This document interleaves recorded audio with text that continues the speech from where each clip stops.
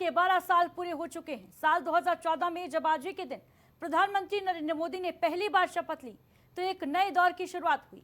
12 सालों में सरकार ने कई कड़े और बड़े ऐतिहासिक फैसले लिए। अनुच्छेद 370 हटाने से लेकर नए आपराधिक कानून, गरीबी पर हंटर तक मोदी सरकार के 12 साल की उपलब्धियां तमाम हैं। और इन्हीं उपलब्धियों पर आज जहां बीजेपी अपनी पीठ थपथपा रही है, देश को ये गिना रही है कि मोदी सरकार ने देश के लिए कितना कुछ किया, तो दूसरी तरफ विपक्ष बढ़ती महंगाई और बेरोजगारी जैसे मुद्दों पर सरकार को घेर रही है।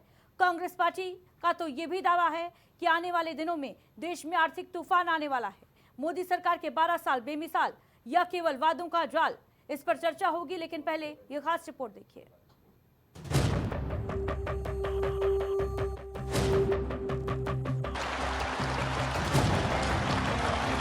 मैं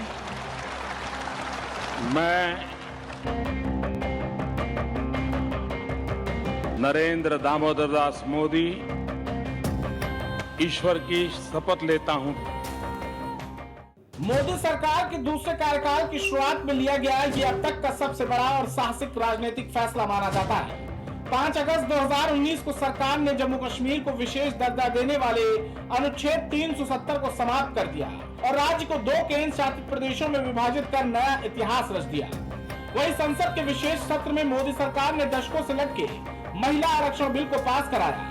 मोदी सरकार का तीसरा बड़ा फैसला नोटबंदी था। 8 नवंबर 2016 की वो रात कोई नहीं भूल सकता जब पीएम मोदी ने राष्ट्र को संबोधित करते हुए अचानक नोटबंदी का फैसला लिया था।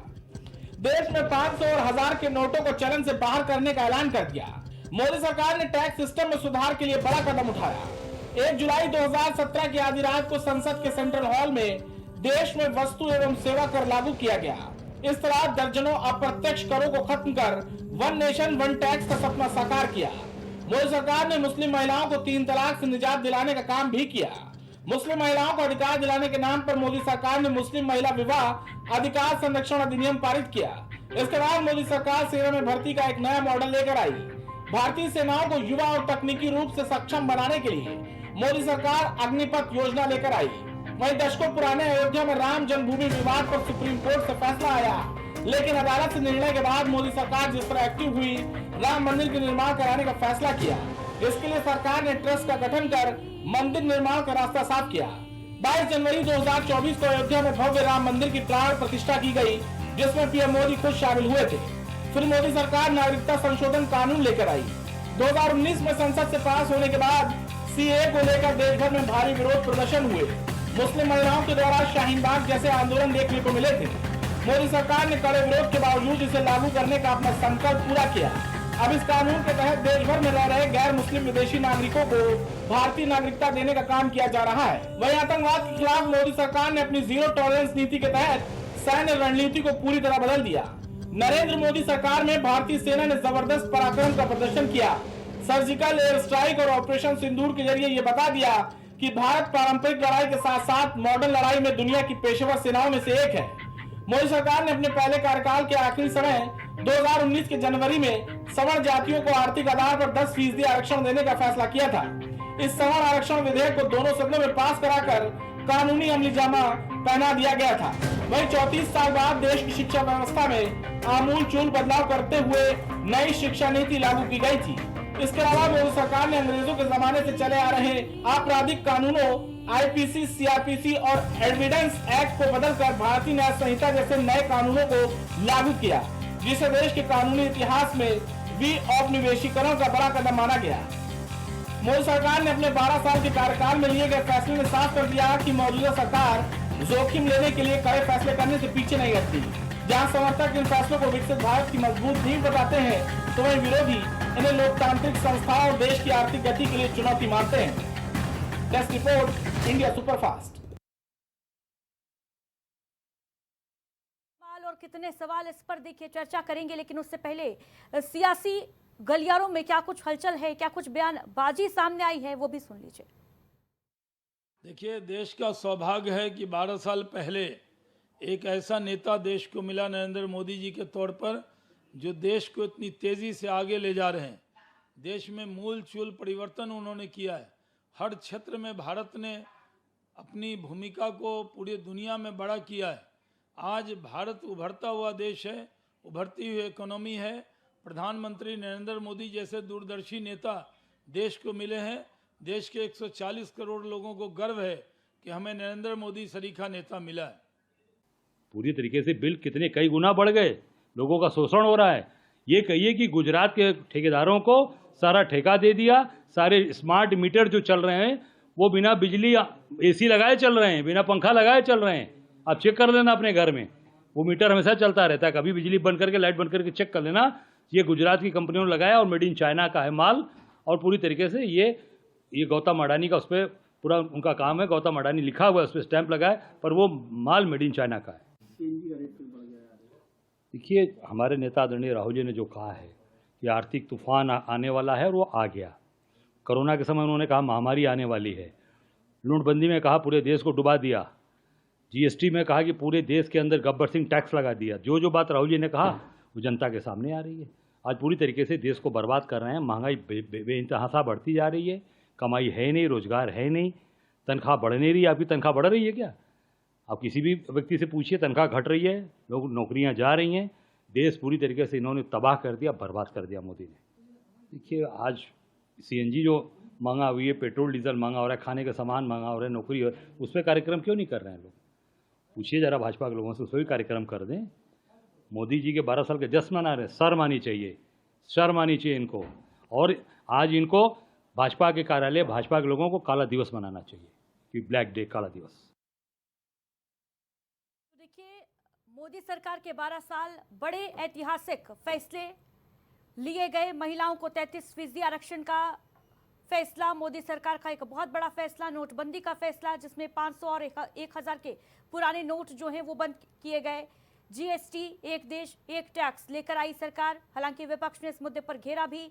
3 तलाक से मुक्ति दी मुस्लिम महिलाओं को, खासतौर से अग्निपथ योजना लेकर आई। सेना में अग्निवीर भर्ती का मॉडल, भव्य राम मंदिर का निर्माण, अयोध्या में किस तरीके से बेहद ज्यादा विकास किया गया। नागरिकता संशोधन कानून CAA, जिसको लेकर जोरदार प्रदर्शन भी हुआ, लेकिन भारी विरोध के बीच सरकार ये कानून लेकर आई, इसे लागू किया। सर्जिकल और एयर स्ट्राइक जैसे आतंकवाद पर कई बड़े और कड़े जो प्रहार हैं वो किए। सवर्णों को 10% आरक्षण देने का फैसला मोदी सरकार का। 12 साल आज पूरा हो गया है, तीसरा कार्यकाल मोदी सरकार का, लेकिन विपक्ष देखिए हमलावर है।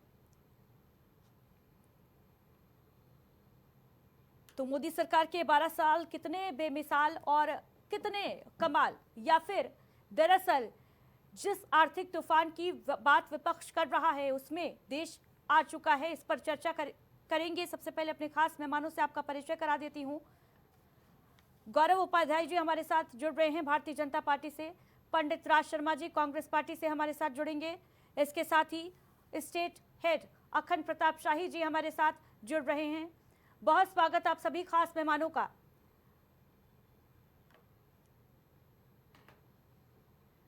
तो देखिए, चर्चा की शुरुआत करेंगे, लेकिन एक बार आपको फिर से बता देते हैं मोदी सरकार के 12 साल में 12 ऐतिहासिक कौन कौन से फैसले रहे, जिनकी बदौलत सरकार तीसरी बार जीत की हैट्रिक लगाने में कामयाब रही। मोदी मैजिक जो है वो आज भी बरकरार है। इसके पीछे की वजह क्या है?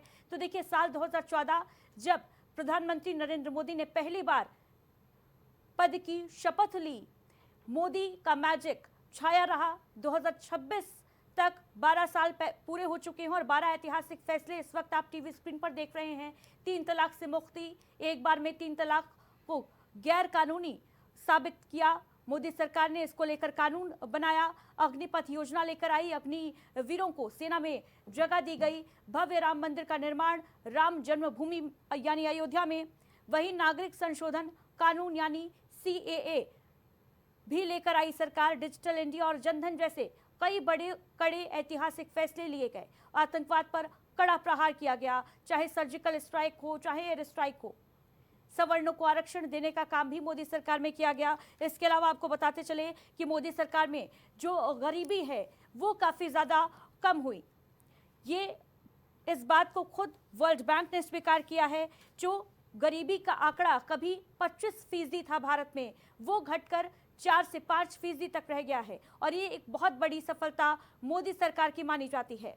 एक देश एक टैक्स, यानी टैक्स सुधार के जो नियम हैं वो भी लेकर आई सरकार।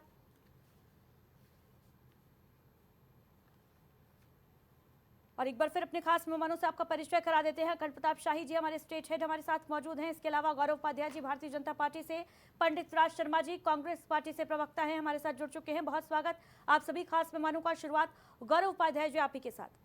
1 साल बेमिसाल ये कहकर आप अपनी पीठ थपथपा रहे हैं, लेकिन विपक्ष का दावा है, कांग्रेस पार्टी खासतौर से कह रही है कि आर्थिक तूफान आ चुका है देश में। कैसे काउंटर करेंगे? देखिए, पहली बात तो आज का दिन मैं अपने देशवासियों को जो है ये बधाई देता हूँ कि उन्होंने एक ऐसा नेता नहीं चुना, एक बेटा चुना, जो कि जिसने जब 26 मई 2014 को जब मोदी जी ने शपथ ली 15वें प्रधानमंत्री के तौर पर, तो किसी प्रधानमंत्री के तौर पर नहीं, उन्होंने प्रधान सेवक के तौर पर शपथ ली।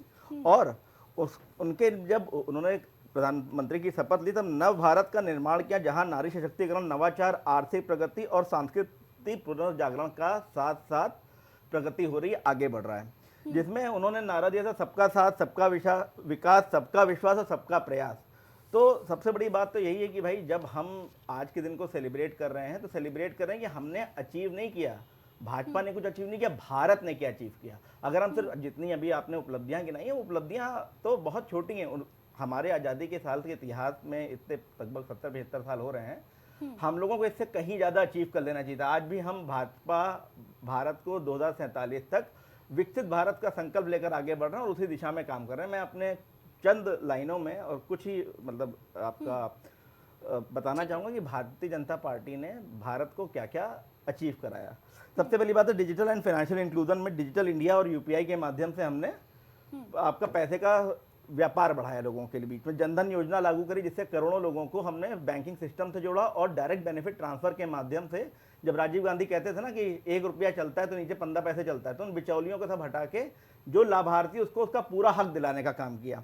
सोशल वेलफेयर, हम लोग एक स्टेट हैं तो हम लोग ने सोशल वेलफेयर और हेल्थ केयर में आयुष्मान भारत योजना लॉन्च करी, जो कि दुनिया की सबसे बड़ी स्वास्थ्य योजना है, जिसके तहत गरीब परिवार को 5 लाख प्रति वर्ष का बीमा मिलता है, मुफ्त इलाज मिलता है। और 70 साल से अभी हमने उसमें आपका अमेंडमेंट करके 70 साल से उम्र में बड़ा जो भी भारतीय नागरिक है वो पूरी तरीके से उसमें कवर्ड है। उसके बाद हमने स्वच्छ भारत मिशन का एक अभियान चलाया, जिसमें 11 करोड़ से ज़्यादा शौचालयों का निर्माण किया। सिर्फ शौचालय का निर्माण करने से स्वच्छता तो आई। हमारी जो बहन बेटियों के ऊपर आप पहले सुनते थे कि वो शौच करने गई, उनके साथ बलात्कार हो गया, हत्या हो गई, उस पर लगाम लगी। उज्ज्वला योजना के तहत जो हमारी माताएं बहनाएं जो है, जो फूंक फूंक के आपका कोयला और गैस नहीं थी जिनके पास, उनसे उनका स्वास्थ्य खराब होता था, आज उनको उज्ज्वला योजना के तहत हमने मुफ्त गैस सिलेंडर बांटे। पीएम गरीब कल्याण योजना के माध्यम से 80 करोड़ से अधिक परिवारों को पैकेज मुफ्त राशन बांट रहे हैं, जिससे कि वो अपनी खाद्यान्न की सुरक्षा तो जब मिल जाएगी तो वो देश के विकास में सहयोग करेगा, अपने परिवार को आगे बढ़ाने की सोचेगा। पीएम आवास योजना के तहत हमने अपने सभी गरीब परिवारों को छत दी। ठीक है, उसके अलावा नहीं ठीक है, नहीं गौरव उपाध्याय जी, देखिए ये जो आप योजनाओं की लिस्ट गिना रहे हैं ये सभी को पता है। मुझे नहीं लगता कि कोई भी इससे अछूता है जिसको नहीं मालूम हो, क्योंकि तमाम बार जो वादे हैं वो गिना दिए जाते हैं, जो धरातल पर नजर आती हैं स्थितियां वो उससे इतर रहती हैं, और यही वजह है शायद कि विपक्ष जो है लगातार घेरती रहती है। मैं इसी का सवाल का जवाब देना चाहूंगा, इस सवाल का जवाब मैं देना चाहूंगा गौरव उपाध्याय जी। पंडित राज शर्मा जी, भाई इतनी तमाम उपलब्धियां हैं, खुद वर्ल्ड बैंक स्वीकार कर रहा है कि भारत में गरीबी घट गई है, विपक्ष को क्यों नहीं रास आ रहा है? उपलब्धियां नहीं नजर आती हैं क्या आपको? आप तो कह रहे हैं कि पंगु बना दिया देश को, क्या वजह है इसके पीछे?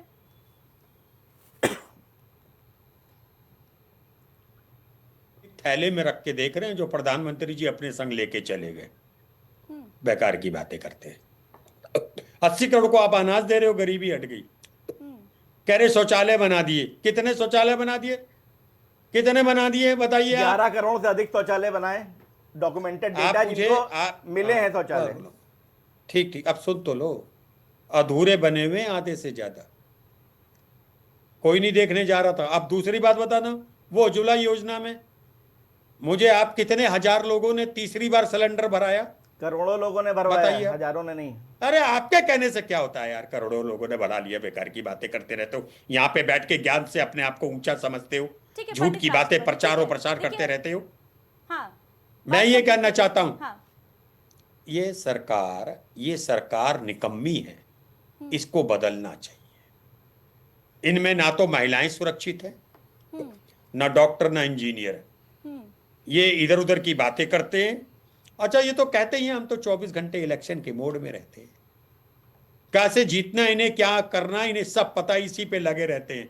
जिस देश का गृह मंत्री 17 से 18 21 दिन दिल्ली से गायब रहे, एक विधानसभा चुनाव लड़ाने जिसका के राष्ट्रीय लिए। अध्यक्ष राहुल गांधी चुनाव के समय अरे विदेश सुन तो दौरे लो। पे घूमने जाता रहे, हमारा प्रधानमंत्री देश की सेवा करता रहे। अरे यार, एक और बात है। बात कंप्लीट करनी अब दीजिए पहले पंडित मेरी, राज शर्मा जी को। गौरव भाई, आप अपने घर में बच्चे को छोड़ के कहां जा रहे हैं, ये आपका है, none of my business. Rahul Gandhi ji prime minister नहीं है। अगर वो प्राइम मिनिस्टर होते, मैं राहुल गांधी जी के लिए कहता। बोलिए, मैं कहता। क्या कहते हैं? मेरी पार्टी का डिफेंस मिनिस्टर होता, मैं कहता। क्या कहते राहुल हैं? जी जा रहे, गृह मंत्री क्या है? गृह मंत्री, ठीक है, फिर वही पंडित बात राज है। शर्मा जी, ये देखिए, गौरव भाई, थोड़ा मत घुमाइए थोड़ा बातों को, सीधे सीधे ये बताइए ना कि क्या मैं- वजह है इसके पीछे की। कहा जा रहा है कि आर्थिक तूफान देश में आ चुका है, कहा जा रहा है कि आ मोदी चुका है। सरकार ने देश को पंगु बना दिया। तमाम आंकड़े हैं भाई, आंकड़े तो यही कह रहे हाँ, हैं कि हाँ, मोदी देखिए ना, सरकार ने देश देखिए। का विकास कर दिया है। हाँ, मैं बताऊं आपको, इनके शुरू से ये हम आर्थिक दृष्टि से टॉप में आ गए, टॉप 3 में आ गए। कभी कुछ नेता इनके कहते हैं 5 में, 4 में, मैं उस पर नहीं जा रहा हूं। मैं ये कह रहा हूं कि इन्हीं लोगों ने भी 60 70 75 दिन पहले कहा था कोई पैनिक ना हो, सारी कोई महंगाई नहीं बढ़ेगी, तेल हमारे पास पूरा भंडार है, गैस का, या ये वो सब है। अब अचानक क्या हो गया इन्हें? अब ये बहाना क्यों कर रहे हैं कि कंपनियों ने घाटा उठाया? बात ये है, कंपनी ने फायदा भी तो लिया। अगर कंपनी को घाटा हुआ, फायदा भी हुआ। और एक और बात बताता हूं, यह सरकार जनता के लिए है ना। और दूसरी बात, जो यहां से तेल दूसरी कंट्री को सप्लाई कर रहे हैं, मैं कह रहा उसका रेट बढ़ा दो, हमारा घटा दो, इसमें क्या दिक्कत है? ठीक और तीसरी बात, आप अपनी मर्जी से क्यों नहीं तेल लेते हो? आखिर ऐसी क्या वजह है? 140 करोड़ जनता का अभिभावक ट्रंप की बात को मान रहा है। Who is Trump? इसलिए देश की जनता को डर सता रहा है कि ऐसी क्राइसिस ना आ जाए कि हमें खाना तक ना मिले। अब आजकल एक और बड़ा फैशन चल गया है, जगह जगह में उन रिक्शों का नाम अलग है, टुक टुक ट्री, दिल्ली में वायरस कहते हैं, उस पे इनके विधायक मंत्री चल रहे हैं और पीछे गाड़ियां चल रही हैं। इसलिए जनता को लग रहा है कि क्राइसिस बहुत बड़ी आने ठीक है वाली है। पंडित राज शर्मा जी, और लेकिन मुझे याद है कि विपक्ष खुद ये कह रहा था कि भाई मंत्री विधायक क्यों नहीं रिक्शे से चलते हैं, जनता क्यों क्यों कहा जा रहा है कि गाड़ियां छोड़ दे, अपना नहीं, काफिला बात- जो है वो अरे, हाँ। लेकिन चले तो क्या रील बनाएं? चले तो क्या रील बनाएं और फिर छोड़ दें? मतलब आदित्य जी, ये शोभा नहीं देता किसी को भी, हाँ, कि हम रील बनाएं। देखा आपने कोई नेता बैठ के ठीक है, चुपचाप पंडित चले राज गया शर्मा हो? जी, देखिए हम मोदी सरकार के 12 साल में क्या कुछ उपलब्धियां रही, क्या कुछ खामियां रही, इस पर चर्चा करने बैठे हैं। लेकिन ताज्जुब की बात है कि आपको 2 महीने ही नजर आ रहे हैं। जब आप भाई, सोच के रखिएगा, लौटूंगी वर्तमान आपके की पास। बात ठीक है, करेंगे ना। ठीक है, वर्तमान की बात भी कर लेंगे। शाही जी क्या कहेंगे भाई इस पर?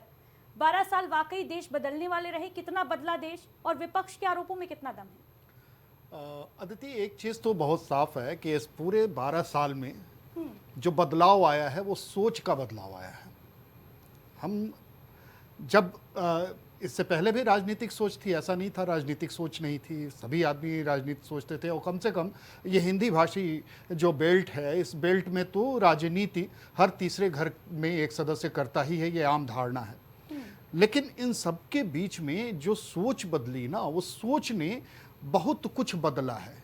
अब बदलाव की बात अगर हम एक कालखंड को रख लें, हम 21वीं सदी तक से अब तक का सफ़र रख लें, 21वीं सदी का, और 20वीं सदी में जब भारत आज़ाद हुआ था उस समय से लेके, यानी 1947 से लेके 2000 तक की बात, इन दोनों को 2 भागों में अगर बांट कर देखते हैं तो एक बड़ा बदलाव जो दिखाई देता है वो 21वीं सदी तक पहुंचने से पहले का जो बदलाव दिखाई देता है वो मैनुअली बदलाव था। बहुत कुछ टेक्नोलॉजी के लेवल पे बदलाव हो रहा था, बड़े बड़े कारखाने आ रहे थे, लेकिन कुटीर उद्योगों को लेके कोई बात नहीं हो रही थी।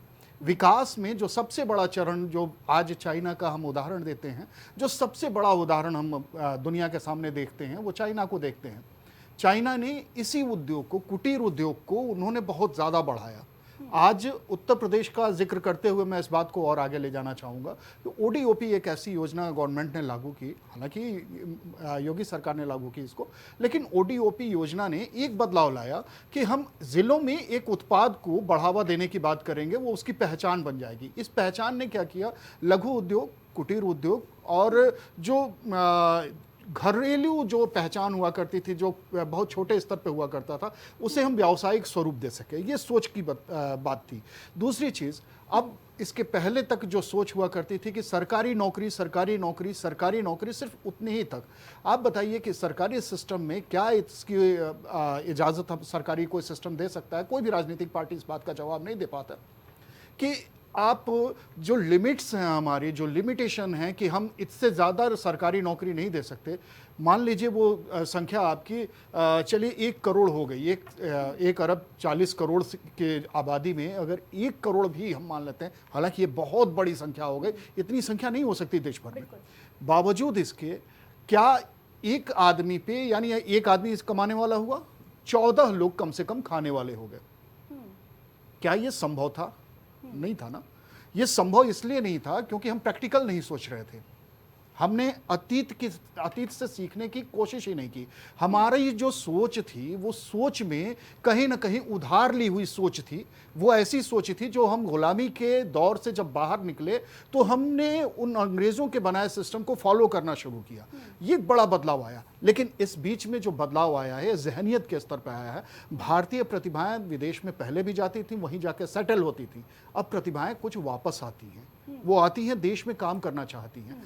एक बदलाव जो आया, मेक इन इंडिया ने जो दिया, वो बदलाव, इसके लिए क्रेडिट दी जा सकती है मोदी सरकार को।